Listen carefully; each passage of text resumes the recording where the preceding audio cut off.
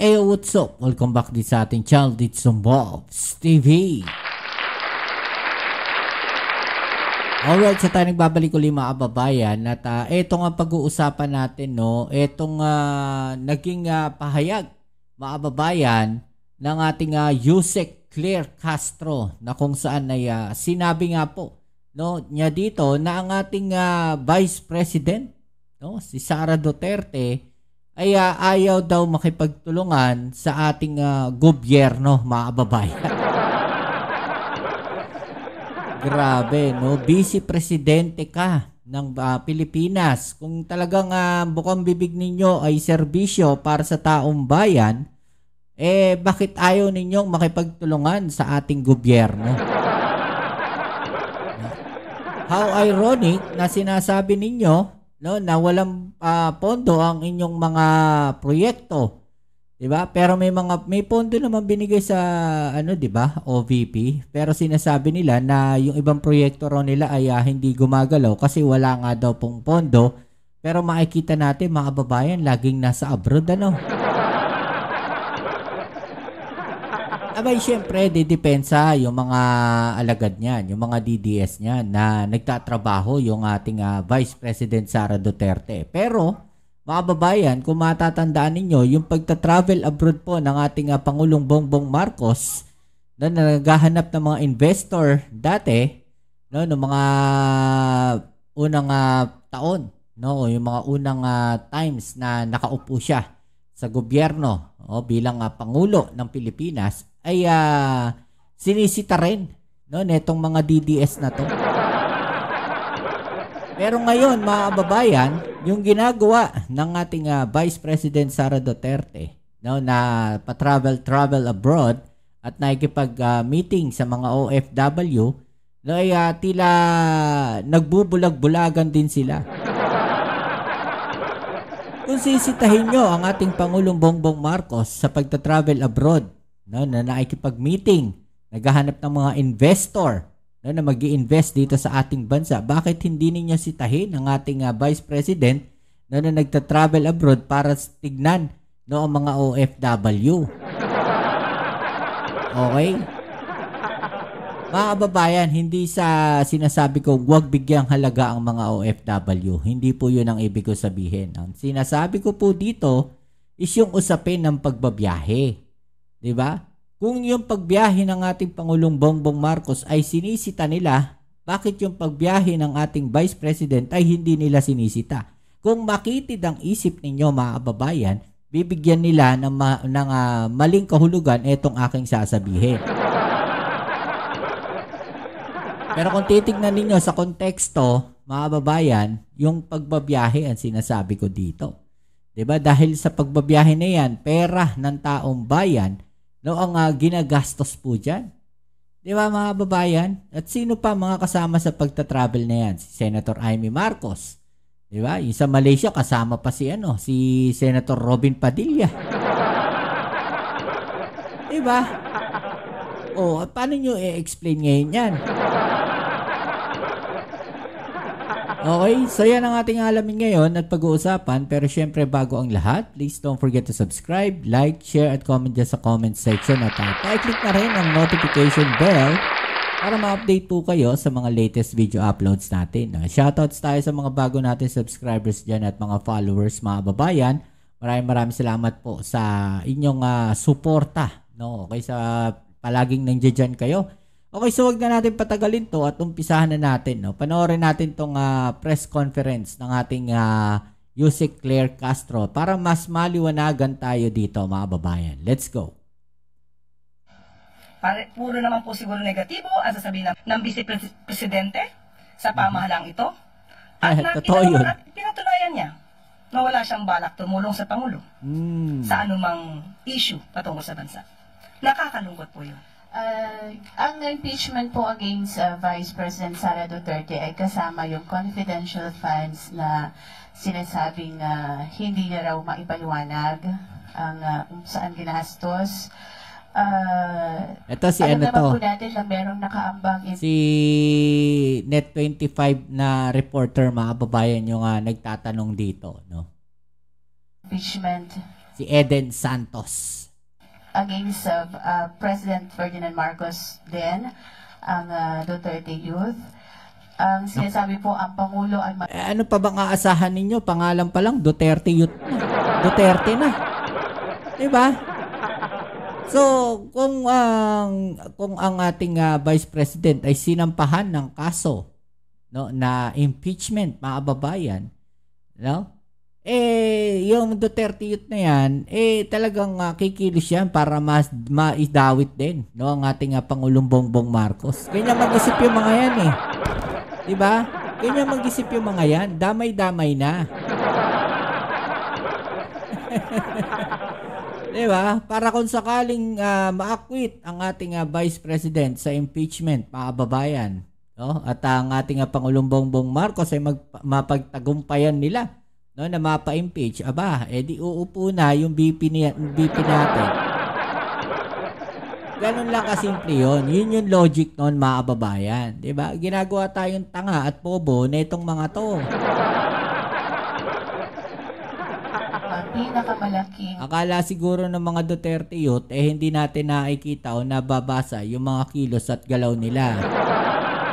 Pero malinaw na malinaw, mga kababayan, no, malinaw pa sa sikat ng araw na yung mga kilos at galaw nila, no, para maiupo ang kanilang Vice President Sara Duterte. Bakit ba atat na atat kayo, no, na maiupo ang ating Vice President bilang presidente? Sige nga, sige nga, pakisagot nga, baka may DDS dyan.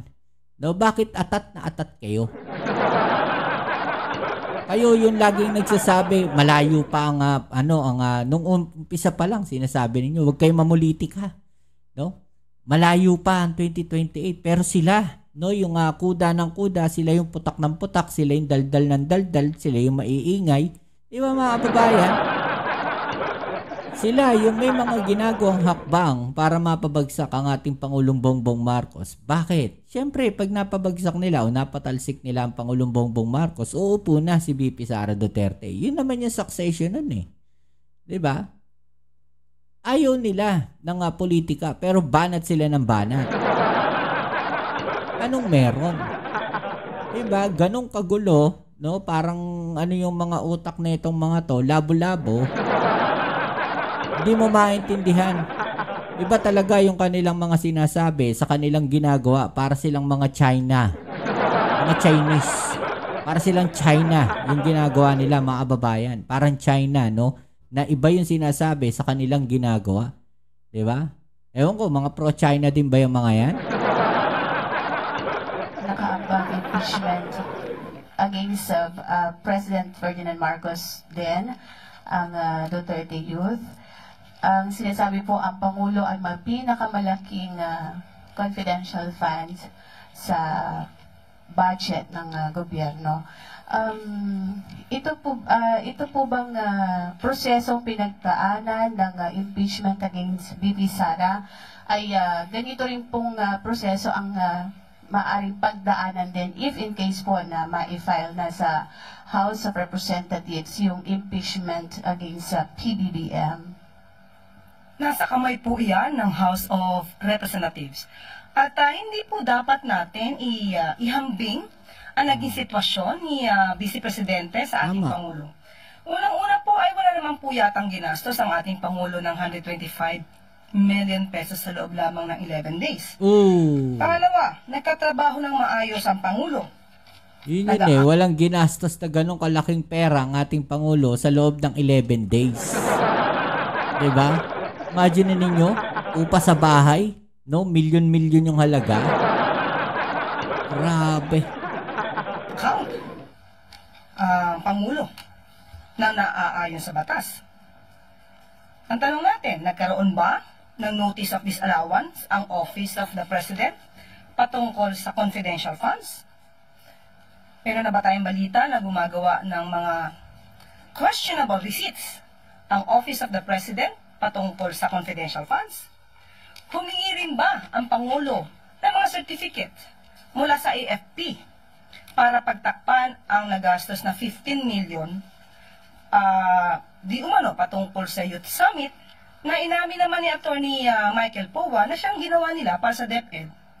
15 million pesos, di umanong ginastos sa Youth Summit, pero pinabulaanan ito ng AFP. At Diba? Tapos ang masaklap nun mga babayan, humingi ng mga certificates, diba? Grabe. sinabing ang certificate ay hiningi lamang sa kanila Hmm. ng isang tauhan ni VP Sara. At ito'y inamin nga po ni Atty. Michael Poe sa isang pag-iimbestiga sa House of Committee on Good Governance. Grabe, no? Mapagtakpan lang, di ba? Baka diskarte lang ng ganong kalaking halaga, humingi ng mga certificates, mga babayan. Di ba? Ang tibay. Sabi po ni VP Sara ay kahit nandyan ang impeachment o wala, ang investors' confidence daw po sa ating bayan ay bagsak at yung foreign direct investment sa ating bansa. Kaya wag daw siyang gawing rason kung bakit pangit po yung takbo ng ating ekonomiya. Yan po ang kanyang paniniwala. Kung yan po ang gusto niyang gawing naratibo, wala tayong magagawa. Pero magbase lamang po tayo sa mga dokumento at yung mga natatamasa po natin. Puro naman po siguro negatibo ang sasabihin ng Vice Presidente sa pamahalang ito. At nakita naman at pinatunayan niya na wala siyang balak tumulong sa Pangulo sa anumang issue patungkol sa bansa. Nakakalungkot po yun. Yun ang masakit dun mga babayan eh, di ba? Yun ang masakit dun eh. Vice Presidente ka, ayaw mong tumulong sa ating gobyerno, di ba? Bakit nga ba yung sinasabi nila na bumabagsak yung mga foreign investments dito sa ating bansa? Simple lang yan dahil nakikita magulo yung politika. No, kaya po pwedeng posible na siya din ang masisi mga babayan, yung Vice President dahil involved sila eh. 'Di ba? Sila yung maiingay, sila yung magugulo eh. 'Di ba? Kung nanahimik sila nung umpisa pa lang, lalo na yan dating Pangulong Duterte, kung hindi siya bumanat ng bumanat sa ating Pangulong Bongbong Marcos at talagang ginatungan niya, no? Lalo na itong mga DDS vloggers na to. Hindi magkakaganyan yan. Hiniling niyo yan eh. No, ginusto niyo yan. Kaya nangyari yan. 'Di ba? Alam naman ninyo ang sistema. Kung sino yung nakaupo, dapat hindi niyo kinakalaban. Pero hindi, umpisa pa lang kinalaban na nila. 'Di ba? Edi imbis na maayos ang relasyon, nasira mga babayan. Baka may pangarap talaga, no? May gusto talaga nila na mapatalsik kaagad yung Pangulong Bongbong Marcos, no, para makapwesto na kaagad sila. Siguro ito yung isa sa kinatatakutan nila, yung maitapon siya sa ICC. No, ito analysis ko lang, no, na kaya siguro ganun yung kanilang mga ginagawang hakbang. Baka lang hindi ko sinasabing yun. No, ito lang yung aking opinion na kaya siguro ganun. Gusto nilang mapatalsik kaagad yung Pangulong Bongbong Marcos, yung Pangulo ng Pilipinas, para yung succession, makaupo kaagad yung Vice President. 'Di ba? Dahil nga natatakot sila na baka eto nga yung sa ICC na usapin. Ayan na, nangyari na. So sa kababanat nila, hindi natin masasabi. 'Di ba? Kaya ganyan na nangyari siguro. No? Tira sila ng tire. Ano gagawin natin? Diba? So, tuloy natin. And don't forget to subscribe po pala dito sa isang channel natin, yung Bob's Reaction TV. Nandiyan po yung mga balita, yung mga news updates natin. Nandiyan po mga babayan. Nandiyan po sa ibaba yung link. Subscribe na lang din po siya. Maraming salamat po sa inyong suporta sa lahat ng followers natin. Alright? So, let's go. Tuloy natin to. Ito yung kabuuan mga babayan.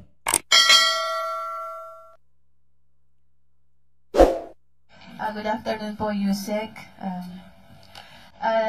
Ang impeachment po against Vice President Sara Duterte ay kasama yung confidential funds na sinasabing hindi na raw maipaliwanag ang saan ginastos. Alam naman po natin na merong nakaambang impeachment against President Ferdinand Marcos din, ang Duterte Youth.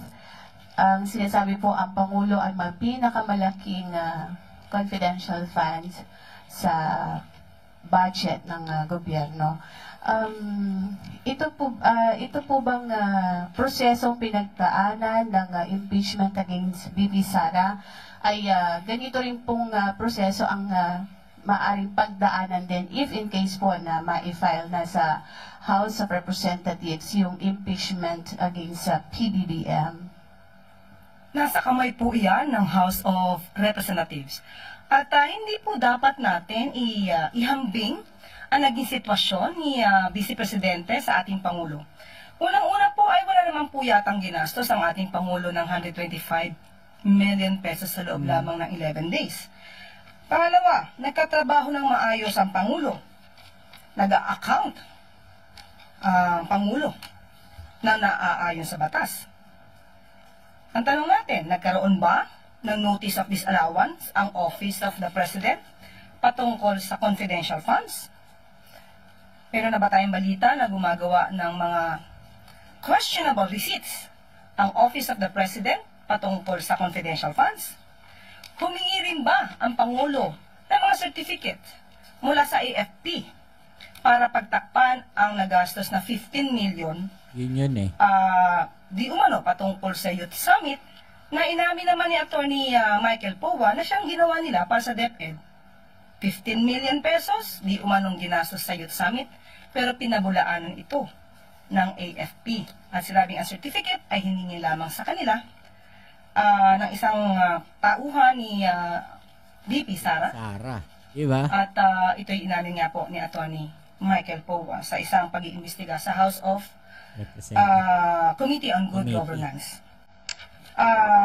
So kung ano po mangyayari sa sinasabing impeachment, bahala na po ang House of Representatives patungkol po dyan. Wala pong kamay ang Pangulo kung ano mangyayari sa ganyan. But do you agree po, Yusek, na yung paggamit po ng mga aliases ay talagang normal po sa paggamit ng Confi and Intel funds?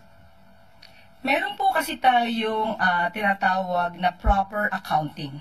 Maliwanag po yan sa Joint Memorandum 2015.01. Kahit sabihin po nila na ito'y aliases, dapat po ang mga tunay na mga dokumento ay alam po ng SDO, alam po ng gumamit, hindi po basta-basta pwedeng gumamit lang ng aliases. So dapat po ito ay naka-account properly at yung mga original na mga dokumento ay dapat po nasa vault ng nasabing ahensya.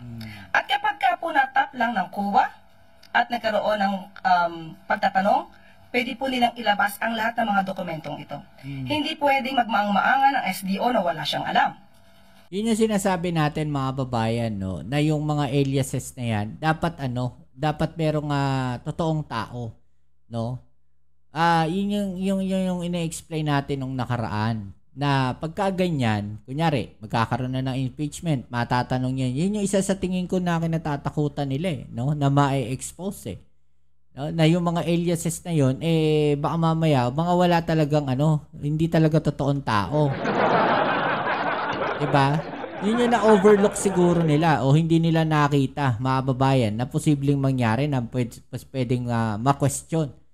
Diba? Naglagay sila ng mga tao doon. Kunyari, yan si Mary Grace Piatos. Oh. Diba? Tapos hindi naman pala totoong tao. Imagination lang. Imaginary lang na mag-recipient. Oh. Yun yung problema dyan. Diba? Dapat dokumentado lahat. No, merong mga chinek nga birth certificates, wala daw eh. Oh. Yun yung ina-explain dito ni Yusek Claire, mga babayan, na dapat dokumentado lahat yan kahit may mga aliases yan. May original na pangalan yung mga yan. Hindi naman po pwedeng imaginary lang yung mga recipient na yan. Diba? Pera yung pinag-uusapan dyan, pera ng taong bayan yan. At sa katunayan po ay yung buong halos tao sa DepEd ay walang alam sa paggastos ng confidential funds ng DepEd. Maliban lamang po siguro kay sa Vice Presidente at kay Colonel Achica. Speaking of impeachment, last question ko na lang po. Sabi po ni VP Sara ay kahit nandyan ang impeachment o wala, ang investors' confidence daw po sa ating bayan ay bagsak At yung foreign direct investment Ibang klase talaga magtanong to si Eden Santos no. Talagang may, kung titignan niyo parang merong may something mga kababayan. sa ating bansa. Kaya wag daw siyang gawing Laging double meaning mga kababayan. Kung titignan ninyo maigi. Kung i-analyze niyo yung mga tanong niya, pag nagkamali ka ng sagot, no, ito yung mga typical na mga reporter dati. Ganito magtanong. Pag nagkamali ka ng sagot dito, yari ka talaga. Buti matalino si Yusek Claire. No, alam niya kung paano sasagot. Alam ko dating rin to sa mga radio station din. Nagtatrabaho rin ata siya dati. Parang mga commentator din. Parang ganun din. rason kung bakit pangit po yung takbo ng ating ekonomiya. Yan po ang kanyang paniniwala. Kung yan po ang gusto niyang gawing naratibo, wala tayong magagawa. Pero magbase lamang po tayo sa mga dokumento. At yung mga natatamasa po natin. Puro naman po siguro negatibo ang sasabihin ng Pangulo, ng Vice Presidente sa pamahalang ito. At nakita naman at pinatunayan niya na wala siyang balak tumulong sa Pangulo sa anumang issue patungkol sa Yun yung bansa. masakit din Nakakalungkot po yun. Yun yung nakakalungkot doon mga babayan, di ba? Na Vice Presidente ka, na wala kang balak o wala kang planong tumulong sa ating gobyerno, pero nagrereklamo kayo na bagsak ang ekonomiya, na wala kayong makakain, mga kababayan nating DDS dyan. Diba? Ang dami nilang reklamo. Bakit hindi ninyo sabihin dyan sa inyong Vice President o sa Vice President natin? No? Na bakit hindi ka nagtatrabaho? Ba't tayo mo tumulong sa gobyerno? Kung talagang gusto mo kaming tulungan mo yung gobyerno na umaksyon. Diba? Yun yung problema sa mga DDS na yan. Sarado ang kanilang mga isipan. 'Di ba? Yun lang naman ang nakikita natin sa ngayon. Talagang lagi nga po nasa abroad yung ating Vice President Sara Duterte. 'Di ba? Hindi natin alam ano yung mga proyekto niya ngayon, kung ano yung kanyang mga ginagawa. So be it na lang siguro, ganun ang iniisip ng mga DDS. Pero ang pangit. 'Di ba? Kung dati tinatanong ninyo, kino-question ninyo, no? Ng mga DDS, etong mga kakamping. 'Di ba? Ewan ko sa kanila, ano nang klaseng isip meron sila ngayon. Okay, so ayan, anong masasabi ninyo dyan mga kababayan, no? I-comment na lang po sa ibaba yung mga opinion at ating yung pag-usapan, alright? So yan muli, shoutouts tayo sa mga bago natin subscribers dyan. Maraming salamat sa inyong suporta. Kita-its tayo sa ating next video upload. Please don't forget to subscribe, like, share, at comment dyan sa comment section. Peace. I'm out.